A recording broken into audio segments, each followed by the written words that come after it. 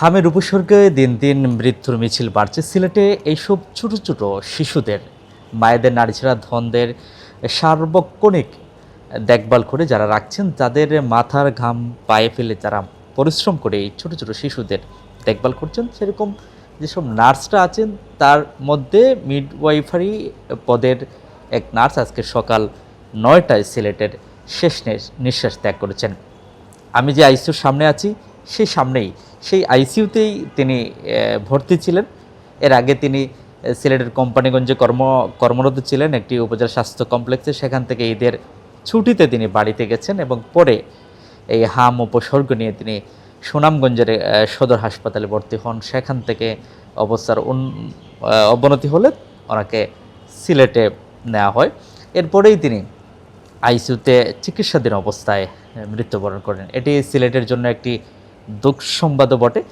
এই ব্যাপারটি নিয়ে যার সামনে উনি তত্ত্বাবধানে ছিলেন বা যিনি সেবা দিয়েছেন, এরকম ওনার একজন নার্সের সাথে আমি কথা বলবো। আমি আপনাকে স্বাগত জানাচ্ছি চ্যানেল ওয়ানের পর্দায়। আপনারা অবশ্যই খুবই পরিশ্রম করছেন বাচ্চাদের সুস্থ করতে। আজকে যে দুঃসংবাদটুকু আমরা পেলাম, তার ব্যাপারে কি জানতে পারলেন? আসলে হাম কি উপসর্গ ছিল, না পাশাপাশি অন্য কোনো রোগও ছিল তার? ধন্যবাদ। আমি হচ্ছি লুবনা বেগম, মিডওয়াইফ, এখানে কর্মরত আছি। তো ওর প্রথমে হচ্ছে হাম ছিল ছুটির যাওয়ার পরে, তারপর হচ্ছে তার মাল্টিপল অর্গান ফেলিওর হয়েছে এবং তার মধ্যে সাসপেক্ট হয়েছে যে হেপাটাইটিস ছিল, মানে হেপাটাইটিসটা অ্যাকুইটি হয়েছে।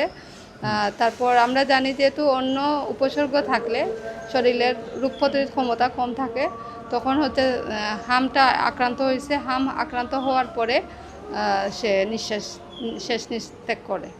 আমরা যতটুকু জানতে পারলাম তিনি কোনো একটা উপজেলা কর্তব্যরত ছিলেন, এরকম এই ব্যাপারে কি জানেন? উনি কোথায় ছিলেন, কবে এটার উপসর্গ দেখা দিল ওনার মধ্যে? আচ্ছা, ও আসলে আমরা জানি যে আমরা মিডওয়াইফ হচ্ছে প্র্যাকটিক্যাল বেস। তো আমাদের থিওরি থেকে আমাদের প্র্যাকটিস হচ্ছে 70%।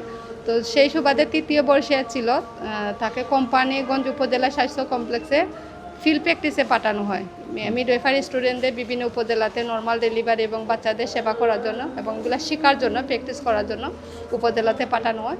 তো সেখানে সে ছিল এবং ঈদের ছুটিতে বাড়িতে গেছে। বাড়িতে যাওয়ার পরে হয়তো তার জ্বর আসছে, তারপর হামে যে লক্ষণগুলো দেখা দিচ্ছে সেগুলো দিয়েছে। তো সুনামগঞ্জ উপজেলার সদর থেকে তাকে উন্নত চিকিৎসার জন্য সিলেটে রেফার করা হয়।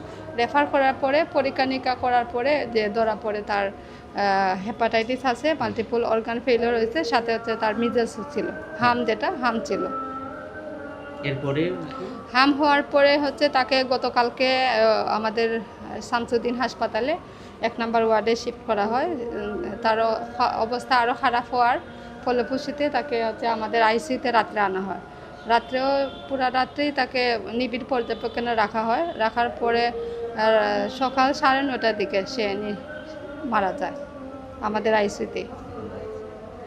থ্যাংক ইউ আপনাকে সময় দেওয়ার জন্য। দর্শক, আপনারা শুনছিলেন যে এই আইসিইউতেই একজন সেবিকা বলে নেওয়া যায়, যিনি এই পেশাতে আছেন, মা ও শিশুদের যত্ন যারা করেন, সেরকম একজন তরুণী যার স্বপ্ন ছিল বিশাল, তার শেষ নিঃশ্বাস ত্যাগ হয়েছেন এই আইসিইউতে। আমরা তার রুহে আত্মার মাগফিরাত কামনা করি এবং এই পেশা যারা আছেন তাদের যেন আরও সুরক্ষা দেয় সরকার, সেই প্রত্যাশাটুকুই করি। M A Qayyum, one news, Sylhet.